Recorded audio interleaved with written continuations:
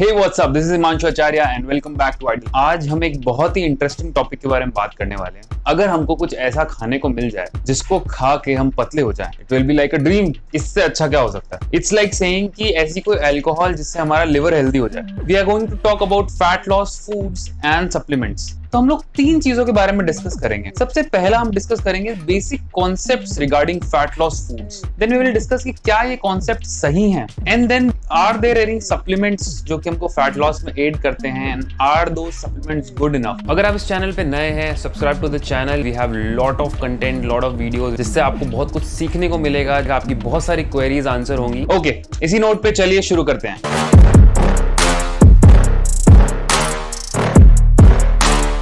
So basic concepts regarding fat loss food. Now there are different theories and concepts regarding fat loss food items जो कि different people and trainers follow to achieve their goal. The 3 basic concepts are: first is to eat foods which are low in calories.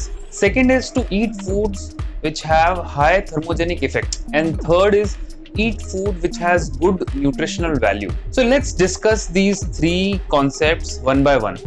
सबसे पहले हम बात करते हैं food items which have low caloric values. For example veggies, fruits, corn, मखाने, and there are many more. And if you see the list, आपको पता चलेगा कि these foods are low in calories but they are also low in nutrition, they are low in proteins, they are non-satiating, मतलब उनको खा के आपका पेट नहीं भरता, या फिर पेट भरेगा भी तो 2 घंटे बाद वापस भूख लग जाएगी। So no matter that they are low caloric, but they have lot of carbs, they have sugar in them. Now before completing this point, I'm going to explain you something.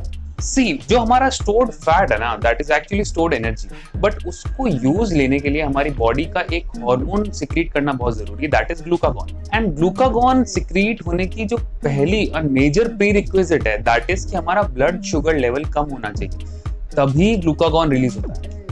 Now, when we eat these low calorie carbs, what happens? एक तो sugar की वजह से blood sugar बढ़ता रहता है, थोड़ा time में वापस भूख लगती है तो फिर से हम कुछ खाते हैं, तो ब्लड शुगर बढ़ा हुआ ही रहता है। So because of which glucagon release नहीं हो पाता, हमारा stored fat यूज ही नहीं आ पाता। एंड जो लोग भी ये लो कैलोरी डाइट फॉलो करते हैं, लिक्विड डाइट फॉलो करते हैं, जूस एंड फ्रूट्स, और इन पे they are having their fat loss journey, उनका वेट जरूर कम हो जाएगा, but mostly that is muscle loss, and that is very unhealthy and very dangerous to you. So low calorie food is not a good concept. Second concept is to eat food which have high thermogenic effect. This means ऐसा खाना जो कि हमको digest करने में जिसमें calories ज्यादा burn हो, तो हमारा मेटाबॉलिज्म रेट बढ़ेगा। Food rich in protein have the highest thermogenic effect, then come carbs and then comes fat.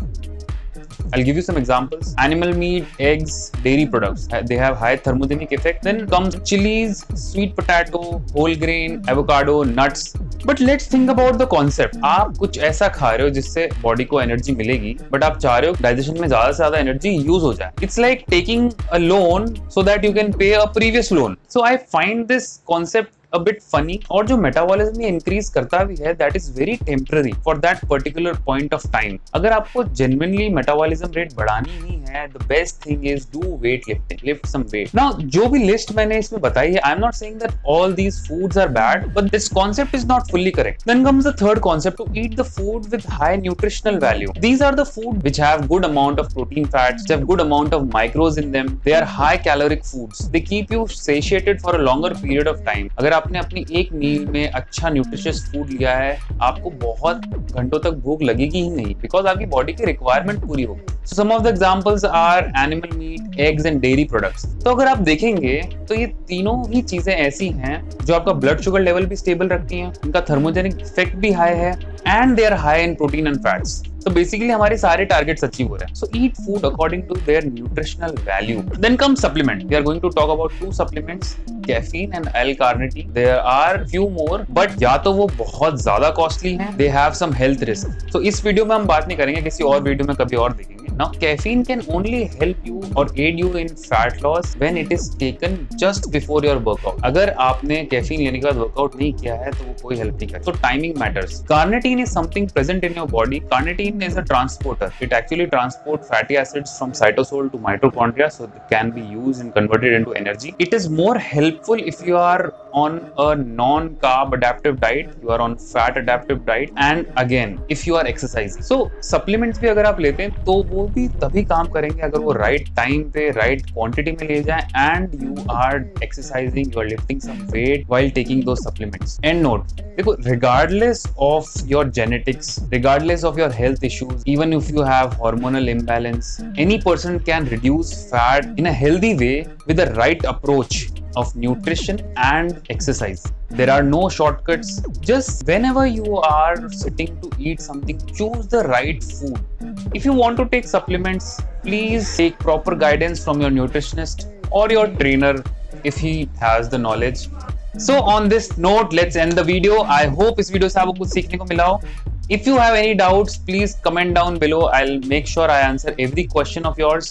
और अगर आपको ये वीडियो अच्छी लगी, please share it with your friends and family. Subscribe to the channel. Next week मिलेंगे next video में. Till then, keep learning, keep growing. Namaste. Please tell me that I can't, that I won't, that I fail, that I'll never make it out, yeah. Please tell me all the bad, never good.